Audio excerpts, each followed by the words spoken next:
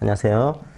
자, 오늘 노동법에 대한 다른 개별 법령들 강의 특강을 맡게 된 김용호 노무사라고 합니다. 자, 오늘 제가 근로기준법, 노동법 1에서 나오는 이제 10개의 개별 법률들, 근로기준법을 제외한, 그 다음에 노동법 2에서 노동조합법을 제외한 4개의 그런 법률들, 그걸 이번 시간에 특강을 통해서 정리를 좀 하도록 하겠습니다. 자, 이걸 왜 이제 특강을 통해서 하는가 하면, 이게 너무 시간에 비해서는 문제 양이 적습니다, 이게. 그러니까 이런 거죠. 우리가 근로기준법에서, 노동법 1에서는요, 자, 근로기준법에서 이게 15문제 나오죠. 15문제. 나머지가 10개 법이 있어요. 근데 딱 정확하게 한 개 법당 한 문제입니다. 그러니까, 한 개 법당 한 문제가 나오는 그 법인데, 시간을 상세히 투자하게 되면은 이 가성비가 떨어지는 거죠. 그래서 이게 정규 수업 시간에 하는 것보다는 특강으로 하는 것이 조금 효율성이 높은 그런 구조고요. 그 다음에 노동법 위에서도 마찬가지입니다. 똑같이. 노동조합법이 21문제가 나와요. 그리고 나머지 4개 법이 있습니다. 이 4개 법에서 한 법당 한 문제 정확하게 그렇게 해서 4문제가 나오는 구조였거든요. 여기에 거의 뭐 10년 동안 변한 게 없어요. 없으니까 올해도 내년도에도 이렇게 나올 겁니다. 그러니까 여러분들이 한 개 법당 한 문제 생각하시고 공부를 하셔야 되고요. 그 다음에 제 강의를 할 때 조금 주의해야 될 것 중에 하나가 이 10개 법 중에서 2차까지 이어지는 법이 있습니다. 그게 이제 크게 3가지가 있는데 그 중에 특별히 기간제법. 요거는 좀 중요해요. 2차까지도 중요한 법이 되는 거고요. 그 다음 파견법. 요것도 2차까지 가는 중요한 법 중에 하나입니다. 나머지는 뭐 산업안전보건법 요런 것도 2차까지 이어지긴 한데 산안법은 주로 2차에서 잘 나오진 않습니다. 그러다 보니까 10개 법 중에서 제가 기간제법이나 파견법은 조금 더 상세하게 어차피 2차까지 가는 법이니까 강의를 하고 나머지 8개의 법은 조금 이제 1차용으로만 좀 찍어가지고 공부하는 식으로 그렇게 강의를 좀 진행할 거예요. 나머지 노동조합법에서 마찬가지로 이 4개의 법은 사실은 2차까지 이어집니다. 다 2차까지 나와요. 나오는데 2차에서 기출된 적이 없어요. 지금까지. 없으니까 이건 나오더라도 뭐 거의 2차용으로는 가능성이 좀 떨어진다 생각하시고 상세히 이렇게 보진 않을 겁니다. 이게 4개 법들이 각 1차에서 어떻게 나오는지 그거 중심으로만 강의를 좀 하도록 하겠습니다. 그래서 기간제법과 파견법만 약간 상세하게 강의를 한다. 이렇게 하시고 강의를 따라오시면 될 것 같아요. 자, 그럼 첫 시간에 기간제법을 보도록 하겠습니다. 프린터물로 나눠드리는 분들은 처음이죠. 406쪽을 좀 보시면 될 것 같아요. 여러분들이 이런 개별법 볼 때는 개별법의 법령을 잘 보시면은 이 법의 취지를 알 수가 있습니다. 이게 나와있죠. 그죠? 기간제 및 단시간 근로자 보호 등 법률. 그러니까 이 법의 기본적인 취지는 기간제 근로자를 보호하기 위한 법입니다. 그 다음에 단시간 근로자를 보호하기 위한 그런 법이에요. 그 중에서도 기간제 근로자에 대한 보호가 핵심이 되는 거죠. 그럼 기간제 근로자 어떻게 보호할 거냐? 좀 보겠지만은 핵심은 2가지입니다. 기간제 근로자에 대해서는. 조금 이제 미리 좀 말씀드리고 교재로 들어갈게요. 핵심은 기간제 근로자의 기간 문제입니다, 이게. 자, 원래 기간제 근로자분들은 우리가 이걸 배웠어요. 계약 관계가 종료가 되는, 이게 근로관계가, 자, 종료가 되는 케이스가 3가지가 있었죠. 자, 하나가 사직하는 경우, 이게 자기 의사입니다. 근로자의 의사로 계약관계가 끝나는 케이스가 있었고, 두 번째로는 해고하는 케이스가 있었어요. 해고하는 케이스는 사용자의 일방 의사로 계약관계가 끝나는 케이스. 그거 말고 계약관계가 자동으로 끝나는 경우가 있습니다. 자, 자동으로 끝나는 케이스가 3가지가 있었죠. 하나가 근로자의 사망이라든지 또 한 가지가 정규직 근로자들은, 무기약 근로자들은 정년 통지. 그 다음에 기간제 근로자분들은 기간 만료가 있습니다. 그러니까 원칙적으로 기간이 끝나게 되면은 계약관계는 자동으로 끝나는 구조예요. 그러다 보니까 이 기간제 근로자의 계약 기간이 너무 이게 불안정한 거죠. 1년 하고 나서 그만두세요. 뭐가 되는가 하면 자동 종료가 되는 것이지 이걸 해고로 보지 않습니다. 이게 해고가 되면은 보호조항들이 꽤 많은데 이게 자동 만료가 되게 되면 특별한 보호조항을 두고 있지 않습니다. 그러다 보니까 기간이 끝났으면 이제 그만두세요? 야, 너무 보호가 안 되고 있는 거 아니냐? 이거 어떻게 해야 될까? 요 내용에 대한 보호조항 하나 만들어 놨고요, 이제. 그러니까 함부로 이제 모든 경우의 수에 다 이제 계약기가 만료가 되는 거냐, 이게. 그렇지 않고 어떤 경우에는 이 그만두게 하는 것이 무효가 되는 케이스가 나오게 돼요. 그걸 법으로 만들어 두게 됩니다. 두 번째로 중요한 보호 내용은 차별입니다. 차별. 큰 축이죠. 기간제 근로자법의 큰 축이 계약기간이 어떻게 되는 거냐, 이 문제 하나. 그 다음에 기간제 근로자가 있는데 우리 회사에 있는 또 무기약 근로자가 있는 거야. 나랑 같은 일을 하고 있는. 그러면 뭔가 차별이 있는 겁니다. 누구는 뭐 교통비를 주고 있고, 누구는 뭐 식비를 주고 있는데, 나는 교통비를 안 주고 있는 거야. 나는 이게 식비를 안 주고 있는 겁니다. 자, 그런 경우에 이 차별 문제 있지 않냐? 이거 어떻게 보호할 거냐? 이 2가지의 큰 축을 가지고서 이 법이 진행이 돼요. 그 기본적인 내용을 이해하시고서 이제 교재를 보시면은 좀 빠르실 겁니다. 자, 그러면 한번 교재를 볼까요? 두 가지인 거죠. 목적은 불합리한 차별을 시정하겠다. 이 목적 하나.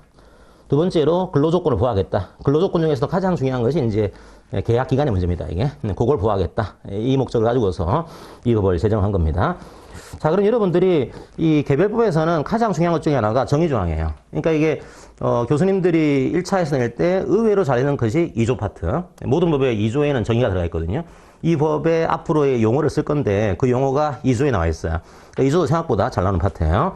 그럼 누구를 보호할 거냐? 첫 번째로 기간제 근로자. 자, 기간에 정함이 있는 근로계약을 체결한 근로자인 거죠. 그러니까 단시간 근로자. 단시간 근로자의 정의는 잘 나옵니다. 이거는. 이거는 근로기준법상의 정의를 따르게 됩니다. 자, 오해하시면 안 되는 거죠. 여기서 단시간이라고 하는 것은 만약에 문제가 이렇게 나왔다. 한 주간의 법정 근로시간보다도 짧은 근로자 이렇게 나왔으면 틀린 거예요. 단시간 근로자의 기본 의미는 한 주간의 법정 근로시간이 짧은 근로자가 아닙니다. 그러니까 40시간보다 짧은 근로자 이게 아니에요. 비교 개념이에요. 비교 개념.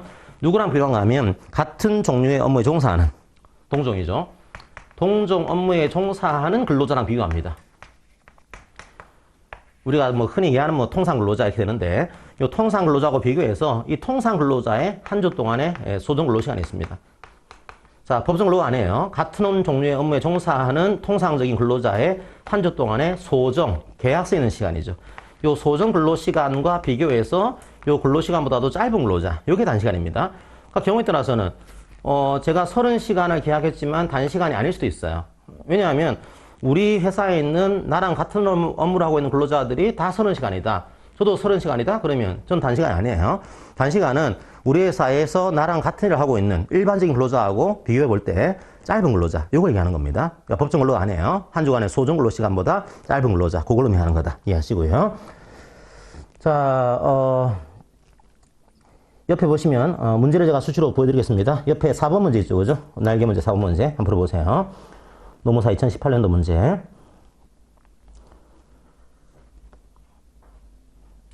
예, 이렇게 나와야 됩니다. 그래서 만약에 이 문제를 이 단시간 근로자란 한 주 동안의 근로시간이 40시간보다 짧은 근로자를 말한다. 이러면 틀린 거예요. 같은 종류의 업무 종사하는 통상 근로자의 근로시간보다도 짧은 근로자. 한 주 동안이요. 한 주 동안의 소정 근로시간이. 자, 그렇게 하시면 되겠습니다. 자, 그 다음에 차별적 처우라고 하는 정의를 이루고 있습니다. 이건 예전에는 이제 이 정의 조항이 없었다가 막 헷갈린 거죠, 이게. 야, 그럼 뭐가 차별인 거냐, 이게. 만약에 대표적인 내용이 성과급이나 이런 거였어요. 그러면 성과급을 차별했다. 이것도 차별인 거냐? 논쟁이 심했던 거죠. 요거를 이제 정의로 만들어 둔 거예요. 자, 우리가 앞으로 차별은 자주 보게 됩니다. 근데 차별은 여러분들이 이렇게 하시면 돼요. 차별의 기본적 구조는 항상 이게 차별초를 금지합니다. 우리 법에서는. 근데 이게 뭘 얘기하는 거냐, 이거는. 두 가지가 구성이 돼야 돼요. 하나가 이게 차별이 되기 위해서는 이게 불리한 초가 돼야 되고요. 자, 당연히 이제 불리한 초가 있어야 되는 거죠. 누구는 식대를 주고 있고, 누구는 식대를 안 주고 있고, 이게 만들어져야 되는 겁니다. 이게 없으면 차별이 아닌 거죠. 자, 그런데 또 하나의 문제는 이게 불리한 초가 되었다라고 해서 무조건 이게 차별이 되는 거냐, 법에서 금지하는. 그렇진 않고요. 이 불리한 초에 대해서 이게 합리적인 이유가 없어야 돼요. 자, 식대를 차별하고 있다? 이게 합리적 이유가 없는 구조입니다, 이게. 근데 만약에 뭐 장기 근속수당을 주고 있고 누구는 안 주고 있다. 그거는 나름대로 불리한 처우가 됐지만 이유가 있는 거죠. 그걸 차별로 금지하고 있지는 않습니다. 그래서 항상 차별이라는 것은 불리한 처우가 있고 이 불리한 처우에 대해서 합리적인 이유가 없는 것들, 이게 차별이다. 이해하시고요.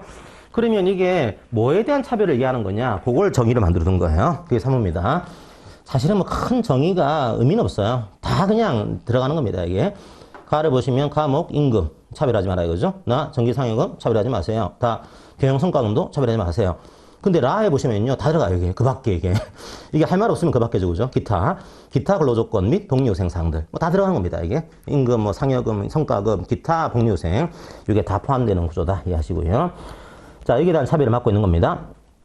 자, 그 다음에 그 옆에 보시면 5번 문제가 그런 문제죠. 5번 문제가 경영성과에 대한 성과금. 이것도 차별초에 해당합니다, 이게. 그러니까 이런 것들이 뭐가 들어가는지 이해하시고요. 그 다음에 또 하나 중요한 것이 이 법의 적용 범위예요. 이제 어떤 경우에는 이 법이 적용되는 범위를 묻는 문제도 가끔 나옵니다. 기간제법의 적용 범위는 5인 이상입니다. 원칙적으로. 전면 적용은 5인 이상. 5인 이상. 그 다음에 국가나 지자체기관은 다 적용돼요. 근로기준법과 유사하죠, 그죠? 국가나 지자체기관은 숫자와 관계없이 전면 적용이고, 일반 민간 기업들은 상시 5인 이상 근로자를 사용하는 사업장에 전면 적용이고요. 전면적으로 안 되는 사업장이 이제 동거의 친족만을 사용하는 사업 또는 사업장입니다. 뭐 사장이 아빠, 직원이 아들 이런 식으로. 자, 그런 경우는 빠지는 겁니다. 그 다음에 가사사용인.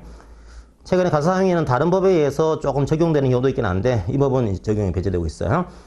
그 다음에 부분 적용은 그러면 상시 4인 이하의 사업장은 부분 적용인데 아주 중요한 법 내용은 다 빠집니다. 이게 가장 중요한 게 기간이었잖아요. 그죠? 그래서 사용 기간 제한 요거 빠지고요. 그 다음에 차별적 소외 금지 요것도 빠집니다. 그러니까 어지간히 중요한 조항들, 가장 중요한 조항이 두 가지인데 이 두 가지가 빠지고 있는 구조라서 4인 이하는 이 법의 핵심이 좀 빠져 있는 구조. 이렇게 하시면 되겠습니다. 자, 그렇게 하시고 옆에 6번 문제 나와 있죠. 그죠? 국가나 지자체 기관에 대해서도 이 법을 적용한다. 그렇게 하시고요. 자, 그럼 두 번째가 이제 이 법에 골자로 들어가게 되면 기간 문제입니다. 기간 문제. 이 기간을 보도록 할게요. 자, 말씀드린 대로 핵심이 기간제 근로자의 가장 중요한 약점은 기간이 끝나면은 계약 관계는 자동으로 끝나는 거다. 요런 이제 약점을 가지고 있습니다. 그러니까 이게 해고가 아닌 거죠. 이게 보호가 안 되는 거예요. 기간이 끝났습니다. 이제 그만 나가주세요. 그랬더니 기간제 근로자분께서 아니 이거 뭐 정당한 이유가 있어야 되는 거 아니야? 이거 뭐 서면 통지해야 되는 거 아니야? 이거 뭐 예고를 해야 되는 거 아니야? 라고 했더니 우리 법에서는 아 이건 해고인 경우에 정당한 이유가 있어야 되고 이게 해고인 경우에 서면 통지해야 되고 이런 거죠. 거지. 우리 선생님은 기간 만료이기 때문에 이게 해고가 아닙니다. 그냥 끝나는 겁니다. 이렇게 한단 말이에요. 그러니까 보호가 상당히 약한 거죠. 약하다 보니까 이게 너무 심해져 가지고 계약을 1년하고 2년하고 3년하고 4년하고 5년하고 이제 그만두세요. 했더니 자동 끝났습니다. 해고가 아니기 때문에 우리가 뭐 보호할 게 없어요. 이런 식으로 이제 만들어진 거죠. 그것 때문에 너무 이제 남용한다 이게 자동 만료로 가는 그 효과를 너무 남용하다 보니까 뭐 천년만년 기간제 근로자로서 사용을 하게 되는 이런 문제가 생긴 겁니다. 그래서 국가가 개입을 해서 기간이 끝나면은 자동 만료가 맞다. 원칙적으로 맞긴 한데 요걸 천년만에 할 수 있냐? 그렇지 않고 딱 2년까지만. 그 만약에 이제 1년 하고 이제 기간이 끝났어요. 이제 그만두세요. 요거는 자동 만료입니다. 아직까지. 그 다음에 한 번 더 연장을 했어요. 1년 더 연장을 했습니다. 2년 계약하신 거죠. 이제 그만두세요. 요것도 자동 만료입니다. 그러니까 여전히 기간제 근로자의 기간 문제는 2년까지는 사실은 기간 만료입니다. 보호가 잘 안 돼요. 2년까지입니다. 하지만 2년을 초과하지 마라 이렇게 된 거죠. 첫 번째가 원칙이 양가로 1번의 원칙 2년을 초과하지 않는 범위 내에서 이게 진행되고요. 그러면 2년을 초과하게 되면 어떻게 될까요? 2년을 초과하게 되면 뒤로 먼저 볼게요. 408쪽에 2번입니다. 먼저 뒤에 걸 보고 앞으로 오겠습니다. 2년을 초과해서 근무하게 되면 이렇게 됩니다. 이제 이분이 2년까지 근무를 하셨어요. 이분이 일을 잘하세요. 잘하시니까 사용자가 정말 잘하시니까 1년을 더 연장합시다. 1년을 더 연장을 했어요. 3년 계약하신 거죠, 이제. 그리고 이제 기간이 끝났어요. 이제 그만두세요. 이제는 더 이상 하기 힘들 것 같습니다. 계약 기간 만료 통보한 겁니다. 그럴 수 없다는 거예요. 왜냐하면 기본적으로 이 법의 골자는 강행 규정입니다. 2년을 초과해서 근무하는 그 순간에 신분이 바뀝니다. 자, 2년까지는 이 기간제 근로자는 여전히 기간의 법리를 가지고 됩니다. 자, 기간 만료의 법리인 거죠. 자, 그런데 2년까지만 이 법리를 적용할 수 있어요. 2년을 초과하는 그 순간에 이분은 무기계약으로 간주가 됩니다. 무슨 근로자죠? 기간에 정함이 없는 계약을 체결한 근로자로 간주가 돼요. 언제요? 2년을 초과하는 그 순간에. 그럼 이분은 아무리 계약을 했다고 하더라도 합의했다고 하더라도 2년을 초과하는 그 순간에 이미 신분이 기간제가 아니고 무기계약제로 바뀌게 됩니다. 그럼 무기계약의 특징은요? 기간이 없는 거죠. 정년까지 쭉 가는 겁니다. 이게 중간에 그만두세요. 뭐가 될까요? 이건 해고가 됩니다. 기본적으로.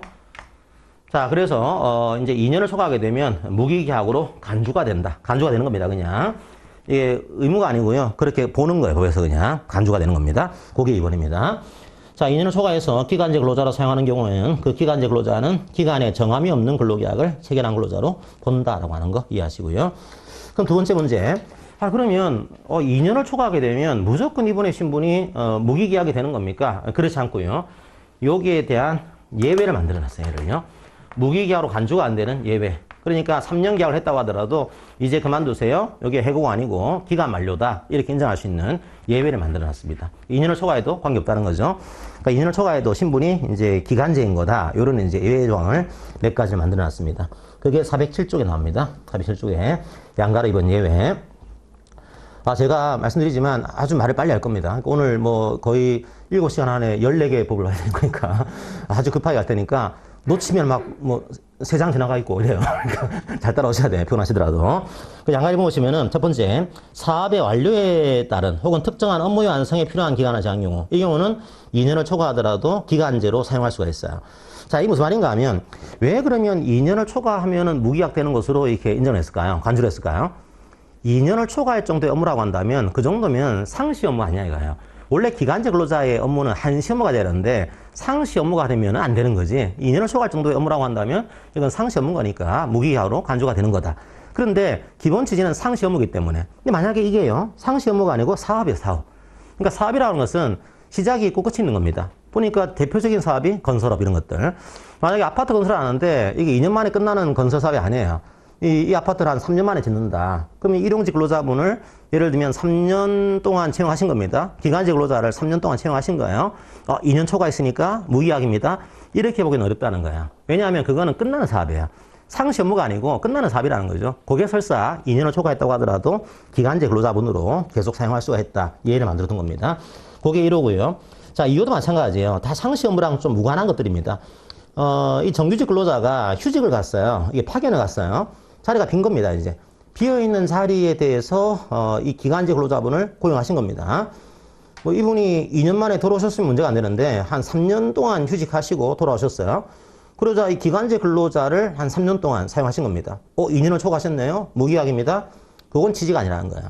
왜냐면 목적이 상시 업무가 아니고 결혼을 메꾸기 위한 목적이다 보니까 이 경우는 예외로 인정해 주겠습니다. 만들어 놨고요. 3호는 이제 학업이나 직업훈련도 뭐 그런 뭐 취지에 맞지가 않다라고 해서 요 기간도 빼고 있고요. 4호는 고령자입니다. 고령자. 제가 이 강의를 옛날에 고령자 많은 데서 강의했더니 되게 싫어하세요, 이거를요. 55세. 55세면 지금 청춘이잖아요. 그죠? 실제로. 지금 우리 생물학적으로 볼 때는 이 정도면 거의 뭐 청춘이신 나이인데 우리 법상으로는 고령자를 55세 이상으로 보고 있습니다. 만 55세. 그러니까 이분들하고 계약할 때도 이제 2년 초과하더라도 다 고령자분을 고용해도 문제가 없습니다. 4호를 만들어둔 기본적인 이유는 고령자에 대한 고용을 촉진하기 위해서입니다. 이게. 오히려 고령자분들은 고용에 대한 보호가 철저할수록 채용이 안 될 수가 있어요. 근데 오히려 고령자분은 이제 2년을 초과하시더라도 계약제 근로자로서 계속 할 수가 있습니다. 그러니까 많이 채용해 주세요. 이런 취지가 좀 깔려 있습니다. 그래서 고령자분들은 예배를 만들어 놨어요. 실제로 이제 뭐 제 동기들도 아직 이 정도 나이가 안 됐지만은 이미 은퇴한 친구도 나오고요. 55세면은 진짜 준비를 해야 되는 시기거든요. 그래서 조금 불안한 시기긴 합니다, 이게. 그 다음에 5호는 여러분 생각하시면 돼요. 나중에 노무사 되시면은 노무사를 어떤 그 회사에서 고용을 했습니다. 근데 정규직으로 고용한 게 아니고 기간제로 고용하셨어요. 그럼 이 노무사분들이 2년을 초과하게 되면 무기하게 되는 거냐? 네, 그렇지가 않아요. 이게 5호로 보시면 전문적인 지식기술의 활용이 필요한 경우. 그러니까 노무사, 변호사, 회계사 뭐 이런 분들. 이런 분들인 경우에는 2년을 초과하더라도 무기하게 된다, 간주가 된다. 이 조항을 적용하지 않습니다. 예외를 만들어 둔 거죠. 그 다음에 정부의 복지정책, 실업대책에 따라서 일자리를 정하는 경우. 자, 이게 뭔가 하면은 정부가 실업률이 너무 높은 거예요. 높은 거니까 이걸 낮추기 위해서 일자리 사업을 펼친 겁니다. 이건 사업인 거죠. 그러니까 사업을 2년 동안 해야 되는데 실업률이 여전히 떨어지지 않아요. 그래서 이 사업을 늘린 겁니다. 이게 3년까지로. 그렇다고 하더라도 목적이 실업률을 낮추기 위한 사업인 것이지 상시 업무를 위한 목적이 아닌 거예요. 그래서 이것도 예외를 만들어 놨습니다. 그 다음에 6호는 시행령으로 다양하게 만들어 놨어요. 다양하게. 워낙 많기 때문에 여러분들이 몇 가지만 좀 집어서 공부를 하시면 될 것 같아요. 자, 첫 번째로 이제 5호에 보면은 또 시행령으로 정하는 경우 만들어놨는데 5호에 나와 있는 전문적인 지식기술학이 필요한 경우 이 케이스 중에서 제일 중요한 게 1호. 자, 박사학위를 소지하고 해당 분야에 종사하는 경우. 그러니까 박사학위를 가지고 해당 분야에 종사하게 되면은 2년을 초과하더라도 이게 무기약된다. 자, 이 조항을 적용을 하지 않습니다. 이게. 그래서 과거에 이제 저쪽 대전 쪽에 대덕연구단지에 기간제 박사급이 많았어요. 이게.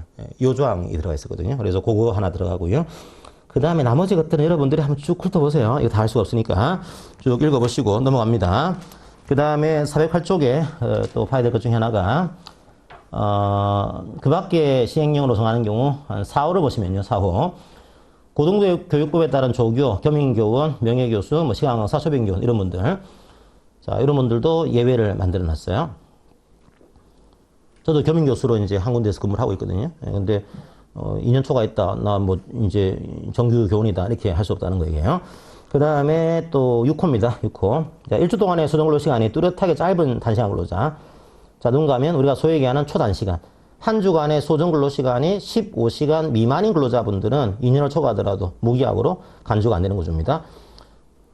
그래서 이것도 여러분들이 하나 기억을 하셔야겠죠. 그죠? 자, 미리 여러분들이 기억나시나요? 초단시간. 한 주간의 소정 근로시간이 15시간 안 되는 분들. 자, 그분들은 퇴직급여 빠지고요. 그 다음에 유급주유가 빠졌죠? 유급주유.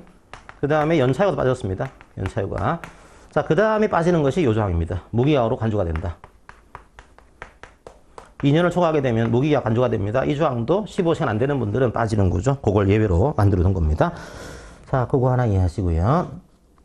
자, 그러면 이 법의 가장 중요한 글자는 2년을 초과하면은 무기약으로 간주가 됩니다. 이 조항인 건데, 자, 이 조항은 강행 규정이냐, 임의 규정이냐, 그죠? 무슨 말인가 하면, 나는 2년 초과하더라도 안 되는 것으로, 무기약 안 하는 것으로 합의한다. 그 합의는 인정이 안 됩니다. 왜요? 이건 강행 규정이에요. 임의 규정이 아닙니다. 그게 409 쪽에 나오죠. 409 쪽에. 자, 이걸 배제하기로 하는 합의를 하더라도 그 효력이 인정이 되지 않습니다. 인정이 되지 않고요.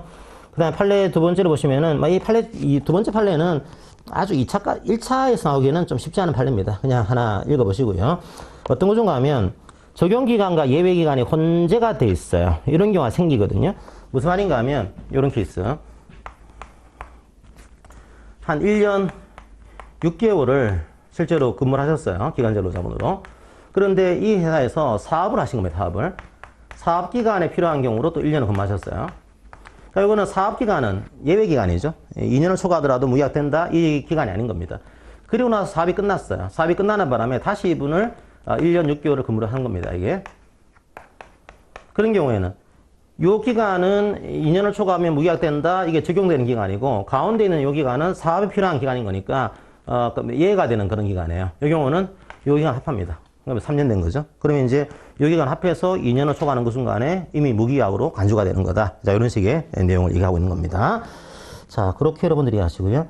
그 다음에 밑에 3번도 잘 나와요. 3번도요. 3번은 뭐가 잘 나올까요? 노력해야 된다. 이거 노력. 예, 고용해야 한다가 아니고 노력해야 된다. 이게 잘 나옵니다. 만약에 우리 회사가 무기약 근로자를 고용하려고 그래요. 그럼 가급적이면 누구를요? 우리 회사에서 같은 업무에 종사했던 기간제 근로자를 가급적이면 우선적으로 고용하도록 노력해야 된다. 의무가 아니에요, 그냥. 노력이니까 막 크게 이게 실효성은 좀 떨어지긴 한데 어쨌든 간에 노력은 하도록 그런 조항을 두고 있습니다. 자, 그게 세 번째 5조 내용으로 이해를 하시면 되겠습니다. 자, 그래서 이 파트에서 여러분들이 어쨌든 이 기간이 끝나는 것이 이제 중요한데 원래는 기간 만료지만 2년을 초과하게 되면 무기약으로 간주가 된다. 하지만 어떤 경우에는 예외가 되는 것들도 나오게 된다고 하는 거, 그거 여러분들이 이해를 하시면 되겠습니다. 자, 그 다음에 이제 단시간 근로자에 대한 얘기가 좀 나옵니다, 이게. 이 법은 기간제 근로자가 골자긴 하지만, 법 자체가 기간제 및 단시간 근로자니까, 단시간 근로자에 대해서도 약간의 보호조항을 두고 있어요. 그걸 좀 보도록 하겠습니다. 우리가 단시간 근로자에 대한 보호는 두 가지가 있어요, 현재. 이게 근로기준법에서 보호하는 조항들이 일부 들어가 있고요. 그 다음에 또 기간제법에서 보호하는 조항들이 일부 들어가 있습니다. 요거는 이제 여러분들이 근로기준법 학습하실 때 제가 설명을 드렸고, 이번 시간은 이 법에 나와 있는 단시간 근로자에 대한 보호조항만 짧게 말씀드리도록 하겠습니다. 자, 첫 번째로 초과근로의 제한입니다. 요것도 근로기준법 말씀드릴 때 제가 짧게는 말씀드렸어요. 뭔가 하면은 이런 거였죠. 우리가 법내 초과근로 말씀드릴 때 제가 좀 말씀드렸습니다. 원래 일반적으로는 한 주간의 법정근로가 있습니다. 법정근로시간. 한 주에 40시간이죠.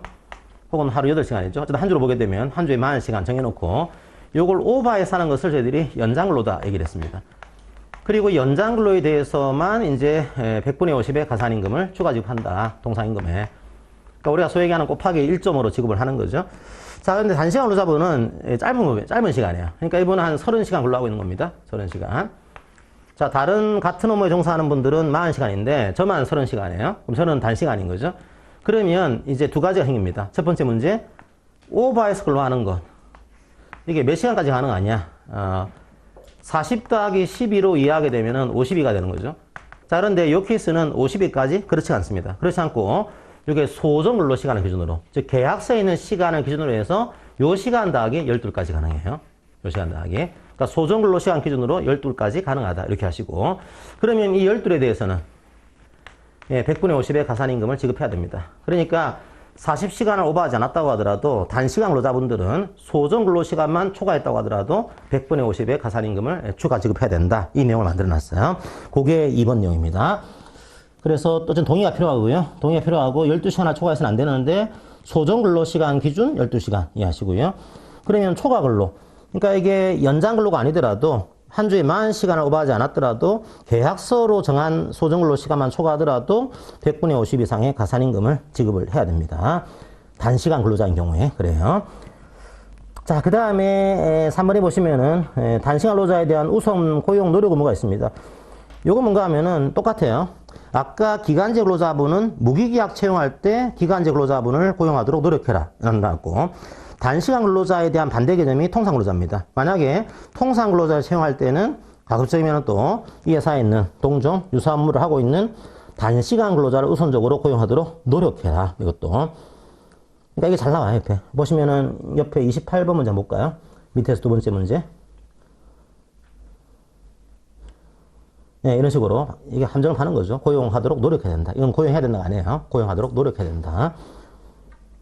그 다음에 4번도 노력해야 된답니다. 만약에 이분이 원래는 이제 통상 근로자였는데 제가 집안일이 좀 이제 문제가 생겼어요. 그 다음에 학업 때문에 좀 문제가 생겼습니다. 그래서 저는 좀 짧게 근무하고 싶어요. 이제는 단시간 근로를 하고 싶어요. 신청할 때는 무조건 전환을 시켜야 되는 거냐? 그렇지 않고 이런 경우도 전환되도록 노력해야 된다. 이런 조항입니다. 이게 그 노력장을 많이 만들어 놨어요. 자, 그렇게 이제 여러분들이 이해하시고요. 두 번째 문제는 차별입니다. 차별. 자, 차별에 대한 기본적인 형태는, 그러니까 여러분들이 요 2차까지 가실 분들은 기간 문제가 판례가 더 많아요. 훨씬 많은데 요거 1차에서 그것까지 다 보기에는 너무 효율적이지 않습니다. 그래서 2차까지 할 분들은 2차 교재를 보시면서 좀 판례도 상세히 보셔야 되고요. 1차에서는 그 정도만 보시더라도 농사님 뭐 그거 아니고 또 2차에 나오는 문제가 나오면 어떻게 될까요? 그거는 제가 어떻게 할 수 없어요. 그것까지 하기에는 너무 이게 효율성이 떨어집니다. 이게 가성비가 떨어져서 약간 그거는 생략할 테니까 일단은 여기까지만 1차는 공부를 하시고요. 그 다음에 차별처우의 문제가 또 두 번째 쟁점이죠. 근데 여기서 여러분들이 항상 봐야 될 게 차별처우가 되기 위해서는 먼저 비교 대상이 있어야 돼요. 만약에 비교할 사람이 없다. 그러면은 차별로 판단할 수가 없습니다.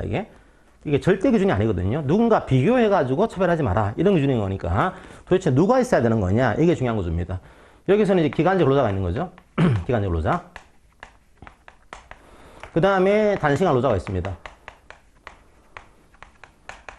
그럼 비교를 해야 되는 거예요. 누구를 비교할 거냐, 그죠? 여기서는, 반대 개념이 제가 무기계약이 되겠죠. 기간에 정함이 없는 근로계약을 시행한 근로자. 무기계약 근로자. 이지만 단서가 붙죠. 단서가. 기간제 근로자와 같은 일을 하고 있는. 이게 붙습니다. 동종, 유사 업무를 수행하고 있는. 기간제 근로자랑 같은 일을 하고 있는 무기계약이 있냐. 있으면 비교할 수 있는 거예요, 이게. 거꾸로 얘기하면은 이분이 없어요. 그러면 차별 자체가 성립이 안 됩니다. 이게 비교된 생에서이고. 그 다음에 단시간 근로자분은 똑같습니다. 동종 유사 업무를 수행하고 있는 통상 근로자는 필요했습니다. 일반적인 근로자인 거죠. 자, 그래서 주로 이제 비교를 누구랑 하는 거냐? 기간제는 무기계약이다. 단시간 근로자는 통상 근로자인 거다. 이해하시고요. 그럼 이제 첫 번째 문제는 이 사람이 있냐 이거죠. 이 사람이 동종 유사 업무를 하고 있는 무기계약이 있냐? 왜냐하면 계약할 때 없게 만들어놔요. 회사에서. 우리는 이 비교할 사람이 없다. 없으니까 이게 차별이 아닌 거다. 이런 식으로 이제 피해가거든요. 그럼 이제 이걸 판단할 때, 먼저 판례 하나 소개해 드리겠습니다. 밑에 판례 하나 있죠. 이게 K은행. K은행 제가 가급적이면 이제 이니셜을 사용해서 이렇게 쓰고 있지만, K은행 여러분들이 아는 은행이네요. 모든 국민의 은행. 그래서 이 은행에서 했냐면, 기간제 근로자가 계약을 했습니다. 근데 이분하고 계약할 때, 이게 내부 통제 점검이다. 이런 식의 계약을 체결했고요. 업무 내용이. 자, 이분이 업무가 이런 거예요. 근데 이분하고 정규직하고 계약할 때는 두 가지를 만들어낸 겁니다. 이제 주 업무가 내부 통제 점검이 아니고 마케팅이다. 이렇게 한 거죠. 주 업무는 마케팅. 그 다음에 부수 업무가 내부 통제 점검. 자, 그렇게 하다 보니까 이제 기간제 근로자는 식대를 적게 주고 이분들은 많이 주고 이런 구조예요. 그러면 이게 차별이 되기 위해서는 1차적으로 같은 업무가 돼야 됩니다.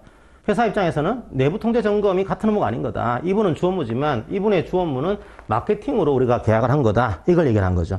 그러면 과연 이분이 같은 업무를 하고 있는 것이냐 그렇지 않은 것이냐 판단을 해야 돼요. 어떻게 판단할까요? 자, 밑에 보시면 명시된 업무 내용이 아닙니다. 이게 계약서에 취업규칙에 이분의 업무는 영업 마케팅이다. 이렇게 되어 있으면 같은 업무가 아닌 거냐. 이렇게 하게 되면 다 피해가요. 다 피해가요. 이분은 뭐 그러면 같은 업무가 아닌 거네 이런 거 보는 거죠. 그렇게 안 보는 거예요. 노동법은 항상 형식이 아니고 실질을 봅니다. 실질을. 뭘 판단하는 거냐? 근로자가 실제 수행하여온 업무를 기준으로 판단합니다. 실제로 뭘 하고 있냐 이거죠. 실제로. 우리가 실제로는 내부 통제 점검을 하고 있는 거예요. 자, 그걸 보는 거고요. 두 번째로, 그렇다고 하더라도 마케팅도 조금 하고 있는데요, 그죠? 이분은 완전히 내부 통제 점검만 하고 있고, 이분은 내부 통제 점검을 하고 있지만, 마케팅도 약간 하고 있습니다. 라고 했더니, 뭘 보는 거냐. 다소 차이가 있더라도, 주된 업무를 보는 거예요. 주된 업무의 내용에 본질적인 차이가 없다면, 같은 업무를 하고 있는 겁니다, 이게. 그래서, 이 정규직 분도 내부 통제 점검을 주된 업무로서 하고 있다 보니까, 동종 유사한 업무를 수행하고 있는 거다. 이렇게 얘기를 하고 있는 겁니다. 자, 그거 하나 이해하시고요. 위의 판례는 아주 중요하지 않지만 이럴 수도 있습니다. 이 비교 대상이요. 과연 공무원이 될 수도 있냐 문제예요. 그러니까 기간제 예를 들면 뭐 조리하시는 분이 계시고 여기는 이제 군무원으로서 계시는 공무원들이 계신 거예요. 조리하신 분이. 그러면 공무원하고 이분하고 차별이 있는 겁니다. 이제 그러면 비교하는 대상이 동종 유사업무를 수행하고 있는 근로계약을 체결한 분이 아니고 공무원으로 임용된 분. 그분하고도 비교할 수 있냐, 그죠? 그랬더니 이제 우리 판례에서는 조금 그렇긴 한데, 그래도 원래 목적은 기간제 근로자를 보호하기 위한 목적이 주된 거니까, 그리고 공무원도 사실은 근로자나 맞으니까 비교할 수도 있다. 이런 식의 판례가 있는 겁니다, 이게. 그래서 그게 이제 그 위에 판례예요. 조금 이제 꺼림직하긴 하지만, 뭐, 계약을 체결하지 않았죠. 공무원들은 근로계약 체결한 분들이 아니에요. 공무원으로 임용되는 거지. 그래서 반드시 이게 공무원이면 안 되는 거냐? 그렇게 할 필요는 없을 것 같다. 어차피 이제 목적은 이 공무원을 보호하는 게 아니고 기간제 근로자분을 보호하기 위한 목적이 있는 거니까 한정할 필요는 없을 것 같다. 이런 판례도 등장을 좀 하게 됩니다. 자, 그런데 요 판례에서요. 내부 통제 점검 판례에서 어떻게 했냐면 기간제 근로자분들은 식대를 중식대 통근비 요거를 안 드리거나 작게 드리거나 근데 정규직 분들은 드리거나 많이 드리거나 이런 구조예요. 차별일까 아닐까 이거죠. 첫 번째 차별이 되기 위해서는 불리한 처우 발생했죠. 드리고 있고 안 드리고 있고 발생했습니다. 근데 문제의 핵심은 뭔가 하면은 요거는 다 보여요. 불리한 처우가 있다라고 하는 것은. 문제는 여기에 합리적인 이유가 있는 거냐 이겁니다. 여기 핵심이에요. 그럼 여기서 합리적 이유가 뭘 얘기하는 거냐 이거죠. 요건 두 가지입니다. 달리 처할 필요가 없다. 다르게 처우할 필요가 없는데 다르게 처우하는 거. 요게 이제 이유가 없는 겁니다. 다르게 처우할 필요가 없는 거예요. 다르게 처우가 있다. 그때는 이유가 없다는 거죠. 두 번째로 달리 처우할 필요가 있어요. 있어요. 하지만 그 방법이나 정도가 적정하지 않아요.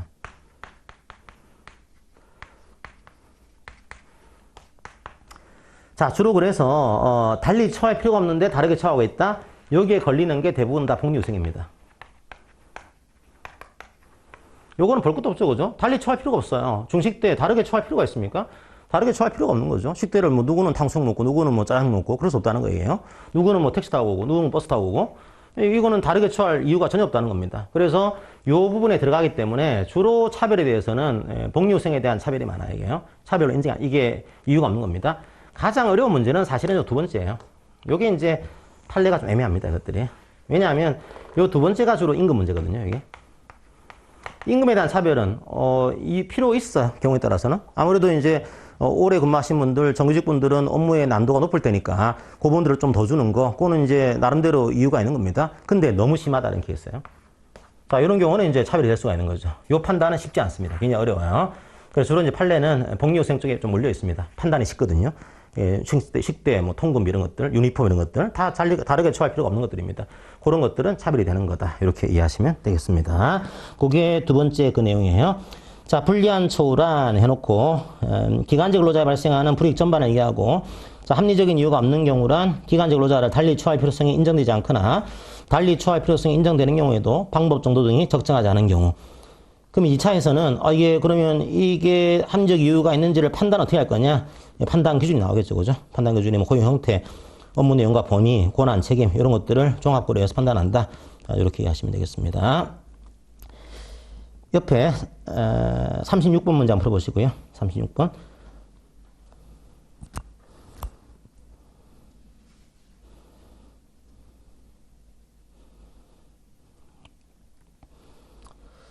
자, 됐죠? 이제 단시간 근로자인 경우에도 똑같습니다. 이 구조. 똑같고, 단지 비교하는 사람만, 여기는 단시간, 여기는 동종주 사무를 수행하고 있는 통상 근로자. 비교 대상만 달라진다라고 하는 거. 자, 그렇게 하시면 되겠습니다. 자, 그럼 이제 차별 저소가 발생했어요. 발생했으면 요걸 어떻게 할 거냐, 그죠? 노동위원회 제도를 만들었습니다. 그래서 여기 노동위원회 제도를 소개해 드릴게요. 보니까 나에 대해서 식대를 이제 안 주고 있어요. 통근비를 작게 주고 있는 겁니다. 유니폼을 다르게 주고 있어요. 자, 이런 경우에 어떻게 하는가 하면 이 차별처가 발생했습니다. 보시게 되면 신청을 해요. 누가요? 기간제 근로자나 단시간 근로자가 어디에다가? 노동위원회에다가. 그러니까 진호에 가는 거죠. 자, 진호에 가서 노동위원회에 가서 이거 차별입니다. 시정해 주세요. 이렇게 시정 신청을 해요. 이게 부당해고나 부당노동행위에서는 구제 신청이라는 말로 쓰죠. 여기서는 이제 시정을 해달라. 차별을 시정 신청을 제기하게 됩니다. 자, 이것도 중요합니다. 얼마 안에 해야 될까요? 요거는 3개월 안에요. 이게 부당해고나 부당노동행위는 3개월의 기간 안에 신청을 해야 됩니다. 근데 여기서는 3개월은 짧아요. 기간제 노동자 입장에서는 6개월로 좀 늘려주는 겁니다. 3개월로 했더니 기간제 노동자들이 너무 이제 시간 촉박하고 잘 모르시고 하다 보니까 이 법 내용들을 시간을 더 주는 거죠. 6개월에 6개월. 자, 6개월 이내에 차별에 대한 시정 신청을 하게 되는 구조입니다. 그리고 가로 열고 보시면은 계속되는 차별적 소요인 경우에는 그 종료일 그런 표현 쓰고 있습니다. 이게 만약에 차별이 계속되고 있다. 그런 경우에는 그 종료일부터 6개월 이내 이렇게 하고 있어요. 자, 주의해야 될 거. 계속되는 차별적 소요에는 뭐가 포함되는 거냐? 임금 차별이 포함됩니다.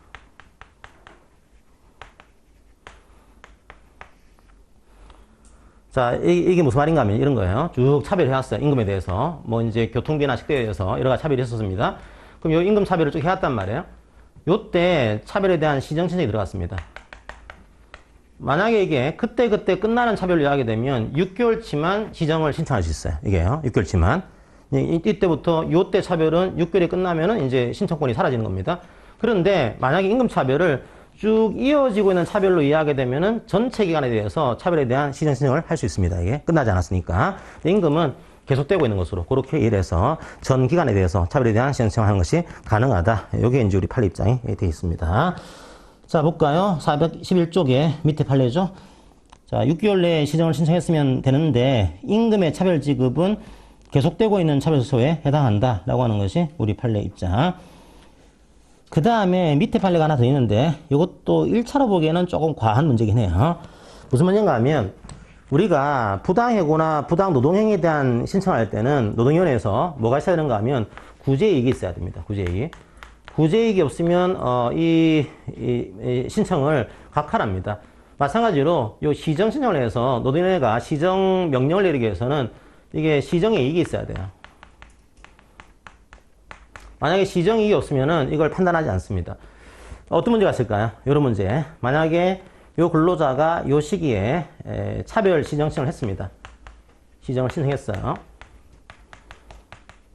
그런데 요 시기에 기간이 끝나버렸어요. 그리고 요때 이제 노동위원회가 판정을 하려고 합니다. 시정 신청 명령을 하려고 그래요. 이익이 있을까요? 그죠? 이익이 있어야지만 여기에 대한 판단해 줍니다. 이익이 있다는 거죠. 있다는 거예요. 아니, 기간이 끝났는데요? 예, 그래도 이익이 있어요. 왜 그럴까요? 여기에 대한 시정은요, 내가 원직에 복직하겠다. 그게 아닙니다. 내가 차별을 막아달라. 이게 목적인 것이지, 내가 이 명령 받아가지고 원직에 복직하겠다. 그게 아닌 거죠. 따라서, 기간이 끝났다고 하더라도, 여기에 대한 시정을 구할 이익은 남아있습니다. 이게 원직 복직에 대한 이익이 아닌 거예요. 그래서 설사 기간이 끝났다고 하더라도 시정 이익은 살아있으니까 판단해야 된다. 이게 판례 입장입니다. 그게 그 판례예요. 기간제 근로자가 차별 소요의 시정을 구할 시정 이익이 소멸되지는 않는다. 이렇게 하시고요. 그 다음에 이제 신청할 때 차별 소요 내용을 구체적으로 명시해야 됩니다. 신청할 때 이제 뭘 차별받았는지를 구체적으로 명시해야 돼요. 왠지 느낌이 안 좋아? 안 돼요. 왠지 이 사람 눈빛이 이상해. 맑은 눈에 광인이야.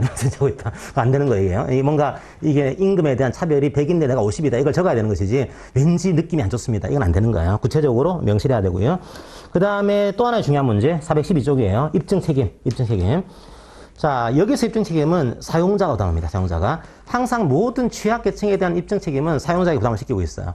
여기서도 사용자, 그 다음에 남녀고용평등법에서도 사용자. 그렇게 해서 이게 웬만해서는 취약계층 같은 경우에는 입증 못하거든요. 못하니까 이건 네가 입증해라. 사용자에게 입증 책임을 부담을 시키고 있는 겁니다. 그것도 주의하셔야 되고요. 자, 그 다음에 여기에 시정신이 들어갔어요. 들어가게 되면 구조는 거의 유사합니다. 구조는. 부당해고랑 거의 유사해요. 이걸 조사합니다. 그리고 신문합니다. 그리고 여기에 대한 이제 시정 명령을 내려요. 만약에 두 가지 나오는 거죠. 하나는 판정을 하는 거죠. 판정을 할 때 이게 만약에 차별적 처우가 맞다 이런 경우에는 시정하는 명령을 내려요. 만약에 얘가 차별이 아니다 그때는 기각하는 결정을 내립니다. 이 구조 자체는 부당해고나 부당노동행위랑 아주 유사한 구조를 띠게 됩니다. 자, 그러니까 좀 특이한 것 중에 하나가요. 이런 겁니다. 원래 이 차별적 처우에 대한 신청은 판정의 구조입니다. 판정의 구조. 특이하게 뭐가 있는가 하면 여러분들이 노동위원회의 가장 중요한 기능 중에 하나가 두 가지가 있거든요. 제일 중요한 것 중에 하나가 판정이 있고 그러니까 심판 기능이 있는 거죠. 심판 기능이 있고 조정 기능이 있어요. 그 다음에 차별 시정 기능이 있습니다. 그래서 이게 다 만들어져요. 이제 분과별위원회 중에 하나가 심판위원회, 뭐 조정위원회, 차별시정위원회 다 있습니다, 이게. 자, 그런데 이 차별시정에 대한 기본 구조는 심판의 구조거든요. 이게 차별 맞다, 아니다, 이걸 심판하는 구조입니다. 특이하게 차별에서는 조정도 가능합니다, 조정도. 그러니까 요거를 해가지고 판정해야 되는 건데, 요거 말고 조정과 중재하는 제도를 두고 있어요. 그러니까 굳이 판정하지 않고 조정 중재를 뭐 신청하면 우리가 해주겠다, 이런 구조를 만들어 놨습니다. 좀 특이한 구조인 거죠. 그래서 조사 신문에 대한 구조는 부당해고랑 거의 유사합니다. 이게 412쪽에 지체 없이 필요한 조사와 신문을 해야 되고, 두 번째로 증인 출석 중요했죠. 신청으로 증인을 수석하는 것도 가능하지만 노동위원회가 직권으로 증인을 수석시키는 것도 가능한 구조, 똑같은 구조예요. 그리고 나서 바로 판정을 해야 될 것 같은데 조정도 가능합니다. 조정도. 조정이 너무 단계가 복잡해요. 복잡해서 나중에 여러분 시간 하실 때 조정은 이제 누가 신청하는 것인지 그거 읽어보시고 넘어가시면 되겠습니다. 너무 내용이 방대해서 이 정도로 뭐 이런 게 있다 정도까지 이해하시고 나중에 시간 나실 때 읽어보시고요. 그러면 제일 중요한 게 이제 판단하는 거니까 판정해서 이게 차별처가 맞아요. 맞을 경우에는 시정하세요. 명령이 됩니다. 이게 차별처가 아닙니다. 그때는 기각합니다. 결정 내립니다. 어떻게 할까요? 다 서면으로 이제. 자, 이제 똑같아요. 구조는 부당이거나 부당노동이랑 거의 유사한 구조입니다. 자, 그런데 만약에 시정명령을 내릴 때 이게 어떻게 내려질까요? 이렇게 내려집니다. 차별적 행위를 중지하세요. 이게 나올 수도 있고, 이 행위 하지 마세요. 이렇게 나오는 거죠. 그 다음에 임금이나 근로조건을 개선하세요. 이렇게 나올 수도 있어요. 왜 사규가, 식대가 작습니까? 지급하는 것으로 바꾸세요. 단체 배약 문제 있습니다. 바꾸세요. 이렇게 나오는 거죠. 근데 이분이 만약에 퇴직을 했어요. 퇴직을 하게 되면 배상을 해야겠죠. 그죠? 그래서, 이때는 퇴직했을 경우에는 적절한 배상, 이런 식의 명령이 떨어지기도 합니다. 자, 이런 식으로 명령을 내리고요. 또 하나 중요한 거, 배상을 얼마나 해야 될까요? 배상은 이런 겁니다. 원래, 제가 50 받았고, 이게 무기약 근로자가 100을 받았어요. 그러면 원래는 요 차액분입니다. 이게 실손액이죠. 원칙은 이제 50에 대해서 이제 추가 지급하세요. 그렇게 나오는 것이 원칙인 구조입니다. 손해배상 액수는 실손액을 기준으로 하는 거죠. 그게 원칙인데, 자, 특이하게 예외를 만들어 놨습니다. 아주 약하긴 하지만, 이게 징벌적인 손배 제도를 하나 추가시켜 놨어요. 원래는 이제 손해배상이라는 것은 발생한 손해만큼 배상하는 것이 원칙이라서 차익분을 지급하는 건데, 그 미국 같은 거 보시면 미국 같은 경우는 되게 이제 징벌적으로, 그러니까 벌을 내리는 식으로 손배를 엄청 세게 때립니다. 이건 뭐 담배 소송인 것들. 손해배상 액수가 천문학적이에요, 이게요. 왜 그런가 하면 약간 벌을 내리는 식으로 손배 액수를 더 크게 부과하는 것을 용인하고 있는 겁니다. 우리나라는 원칙은 안 해요. 원칙은 아닌데 약간 법에 따라서 이런 제도를 두고 있습니다. 그래서 여기서도 약간 징벌적으로 벌을 내리는 식으로 해서 손해배상 액수를 3배수까지 부과하는 제도가 있어요. 무조건 하는 게 아니고 두 가지가 있어야 됩니다. 명백한 고의가 있다, 이게. 사용자가 아예 고의적으로 차별하고 있는 거예요. 이런 경우에는 3배수까지 배상을 명할 수 있고요. 두 번째가 이게 한두 번이 아니고 반복이 되고 있어요. 반복되는 경우에도 이런 괘씸한 그러면서 3배수까지 배상을 명할 수 있습니다. 원칙은 실손해배상 액수지만 이런 경우에는 3배수까지 배상을 명할 수 있습니다. 옆에 53번 문제 풀어볼까요? 53번 문제.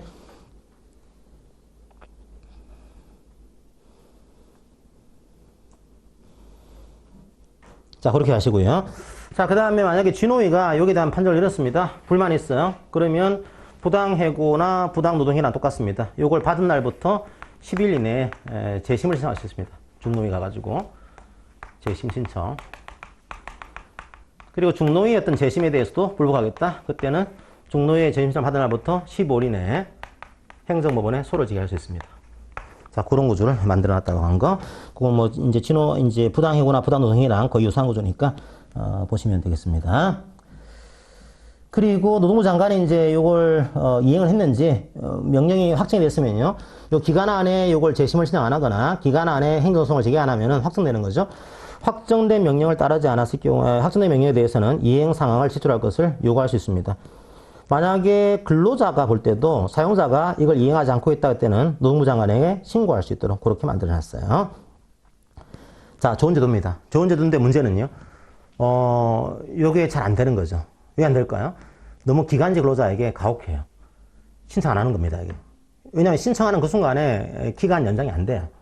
이렇게 신청한 기간제 근로자를 어떤 사용자가 쉽게 너무 권리를 잘 지키는 인권의식이 강한 분이시네요. 한 번 더 계약 연장합시다. 이렇게 안 한단 말이에요. 그러니까 오히려 좋은 대주긴 하지만 오히려 이 제도 때문에 신청했다가는 오히려 기간이 연장이 안 되니까 신청을 못하게 되는 형태가 발생합니다. 현실적이지 않은 거죠.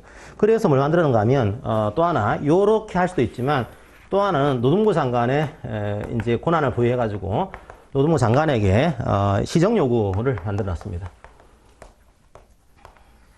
자, 이건 어떻게 하는가 하면 기간제 근로자가 신청하지 않더라도 노동부 장관이 이 사업장을 조사를 하는 거야. 조사를 해가지고 기간제 근로자에 대한 단시간 근로자에 대한 차별이 있네요. 그때는 시정을 요구해. 노동부 장관이 시정을 요구하는. 그러니까 내가 신청하지 않았더라도 노동부 장관이 시정을 요구할 수 있는 제도를 만들어낸 거죠. 만약에 사용자가 이걸 따르면은 이제 끝나요. 근데 따르지 않았다 이런 경우에는 노동위원회에다가 이걸 알려줍니다.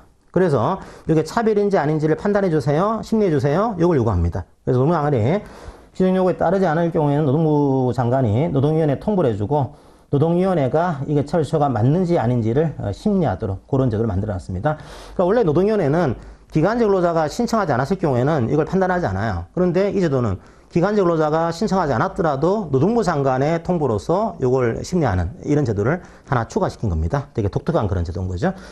자, 그리고 4번도 있습니다. 4번에 또 가장 중요한 내용은 뭔가 하면은 이 시정 신청의 가장 중요한 또 약점 중에 하나가 누구한테 이 효력이 있을까요? 이 차별을 신청한 사람에게만 효력이 있습니다, 이게. 그러니까 우리 회사의 기간제 근로자가 뭐 갑이 있고 을이 있고 병이 있어요. 근데 갑이 신청한 겁니다. 그럼 갑에 대해서는 이 시정 명령의 효력이 미치는 거죠. 근데 을과 병은 이 시정을 신청하지 않은 거예요. 그럼 을과 병은 이 당해 사건에 대한 명령의 효력이 미치지 않습니다. 그러면 을과 병에 대해서도 만약에 갑이 시정명령을 받게 되면은 을과 병에 대해서도 사용자가 노동부가요. 사용자한테 가가지고 이 사람도 시정하세요. 이 판정받았습니다. 그러니까 을과 병에 대해서도 이 차별을 고치세요. 요구할 수 있는 거죠. 만약에 요구를 따르지 않게 되면 이제 거기에 대해서 다시 노동위원회 요구하는 구조를 만들어 놨습니다. 그러니까 특이한 제도를 몇 가지 가지고 있는 거죠. 이게 4호입니다. 기간제 근로자 이외에 다른 근로자가 있는 경우에는 역시 이제 노동부 장관이 시정하세요. 요구할 수 있도록 만들어 놨습니다.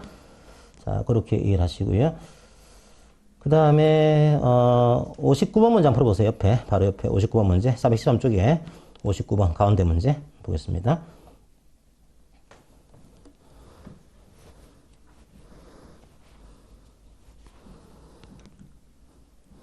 예, 요청과는 무관하게 시정 요구할 수 있습니다. 가능하고요. 자, 그 밖에 물어보겠습니다. 그 밖에 부분은 일단 불리한 척 금지하고 있고요. 이걸 뭐 노동부에 알려줬다, 통보할 수 있다. 통보했다고 해서 해고하는 것 안 되는 거죠, 이게. 그래서 이걸 통보했다고 해서 해고하는 것 안 되는 구조고요.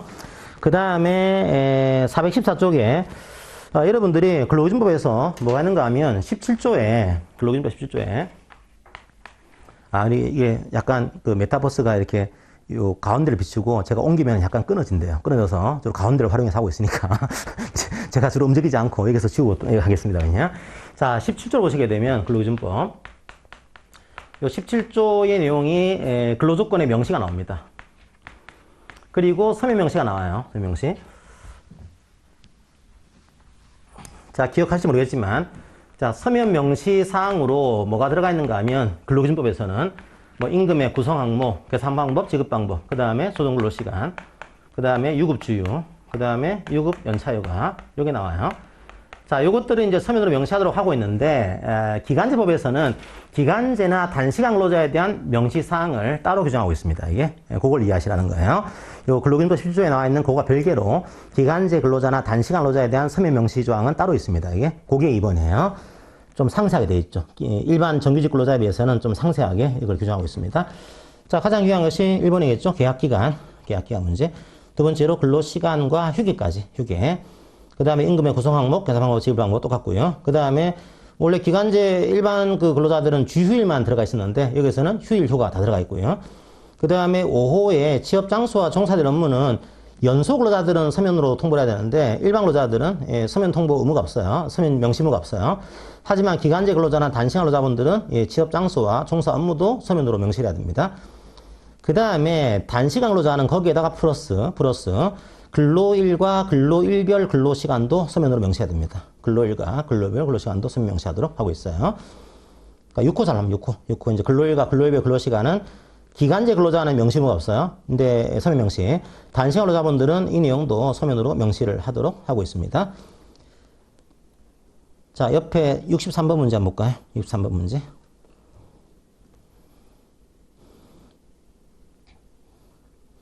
자, 됐죠? 자, 그렇게, 이건 단시간 근로자에 한해서만 요거는 서면 명시하도록 하고 있습니다.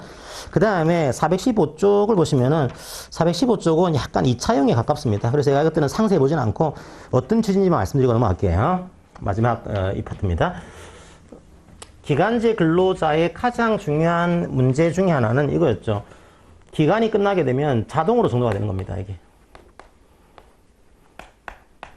그래서, 기간 만료가 있었죠.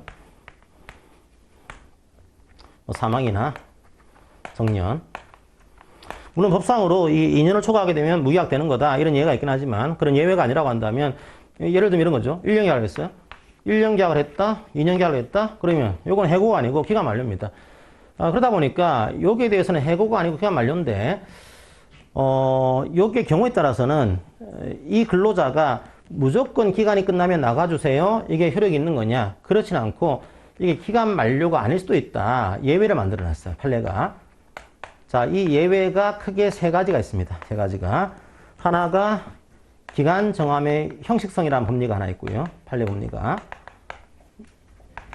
요거는 약간 옛날 판례입니다. 옛날 판례. 요거는. 자, 중요한 최근 판례는 요거죠. 갱신기대권이라는 판례. 그 다음에 전환기대권이라는 판례.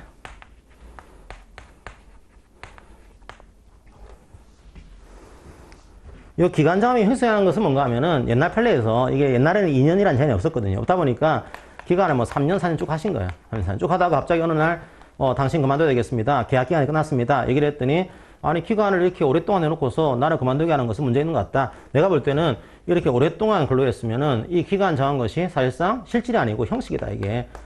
당신이 나의 계약 기간을 정한 것은 실제로 그 기간 동안 일을 하려고 시킨 게 아니고 쭉 근로를 시킬 거면서 그냥 의도적으로 이걸 계약 기간을 정한 거다. 형식에 불과하다. 이런 경우에는 어느 순간에, 즉 형식에 불과하게 되는 어느 순간에 이 근로자는 이미 무기계약이다. 이런 법리가 있었어요. 과거에. 그러니까 기간을 정한 것이 실질이 아니고 형식이라는 거죠. 이게. 형식의 경우에는 형식이 된 그 순간에 이게 무기계약이 되는 것으로 보겠다. 이 법리가 있었던 겁니다. 지금도 없는 법리는 있어요. 있긴 한데 이 법리는 최근에는 거의 활용되고 있지 않습니다. 왜냐하면 이 법리가 나온 다음에 나온 얘기가 그러면 기간을 몇 년 정도 해야지만 기간 정한 게 실질이 아니고 형식이 될까? 여기는 헷갈리는 거죠. 그래서 우리 법상으로는 2년으로 보겠다. 2년으로. 2년까지는 인정할 것이고 2년을 초과하게 되면 인정하지 않을 거야. 이런 법을 만들어낸 겁니다. 그러니까 이 법이 사라진 건 아니지만 이 법리가 뭐 지금은 그렇게 활용이 많이 되고 있지는 않은 그런 법리로 이해하시면 돼요. 여기 하나 있고요.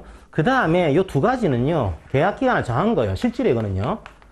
그러니까 요거는 계약기간 정한 게 형식에 불과한 거지만 얘는 실제로 정한 겁니다. 1년을. 정했지만 뭐가 있을까요? 1년 하는 동안에 규정이 있어요. 혹은 규정이 없어요. 없다고 하더라도 갱신에 대한 기대를 주고 있습니다. 권리로 볼 정도로. 그러니까 이렇게 한 거죠. 당신이 1년 동안, 2년 동안 열심히 근무를 잘 하시면 요건을 충족하시면은 우리가 한 번 더 계약을 1년으로 볼게요. 그냥. 자, 1년 동안 열심히 근무하시면은 만약에 근무 점수가 80점을 넘게 되면은 한 번 더 갱신합니다라고 하는 규정을 두고 있어요. 혹은 이런 규정이 없다고 하더라도 자꾸 이제 팀장이 얘기하는 거죠. 김용호 씨 이제 1년 동안 열심히 해가지고 이제 우리 평가를 뭐 80점 이상 받게 되면은 당신은 한 번 더 갱신되는 거야. 이렇게 얘기하고 있는 거죠. 갱신에 대한 신뢰관계를 주고 있는 거예요. 이게 갱신 기대권이에요. 그러면 갱신에 대한 기대권을 가지고 있는 겁니다. 이걸로 나는 내가 1년 동안 80점을 넘게 되면은 한 번 더 갱신되게 되라고 하는 권리로 인정된 거에 그런 기대권을 가지고 있는 겁니다.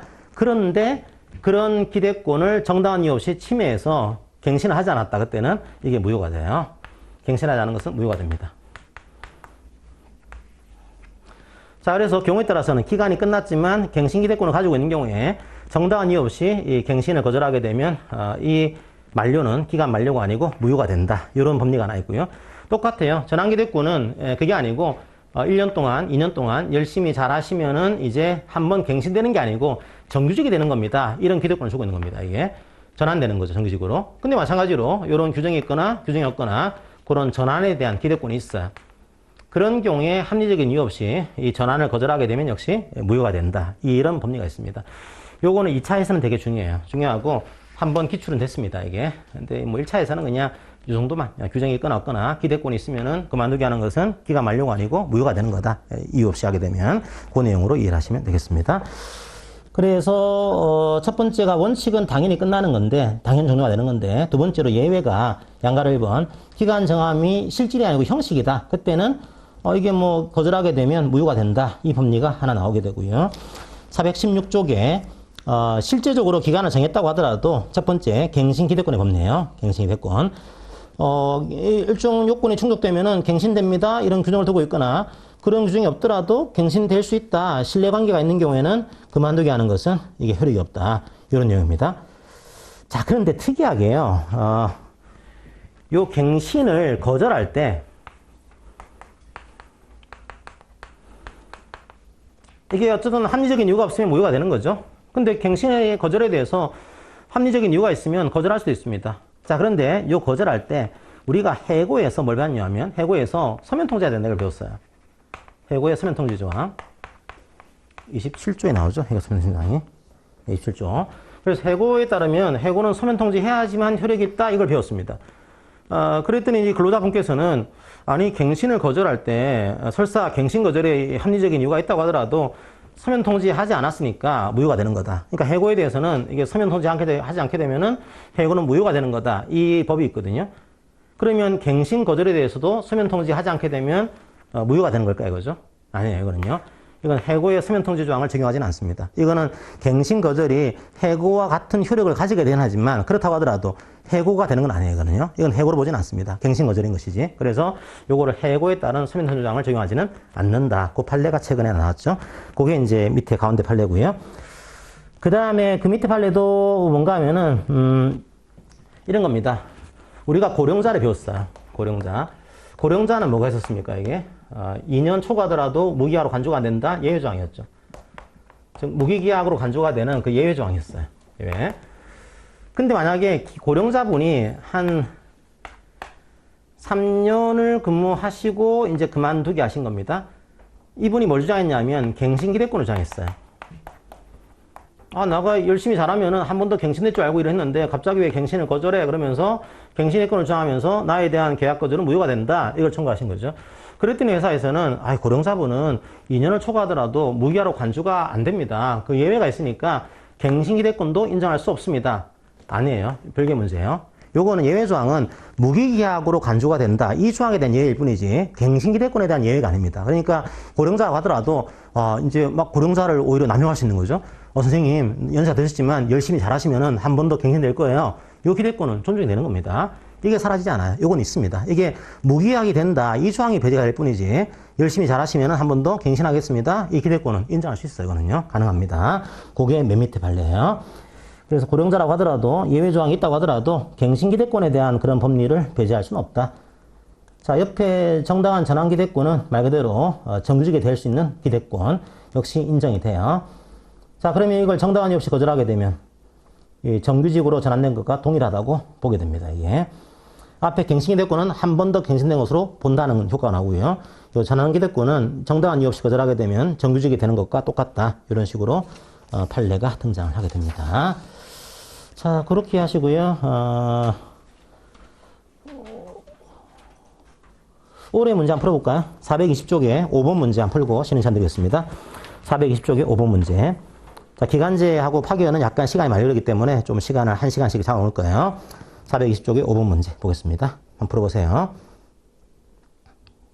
좀 이따가 설명드리겠습니다.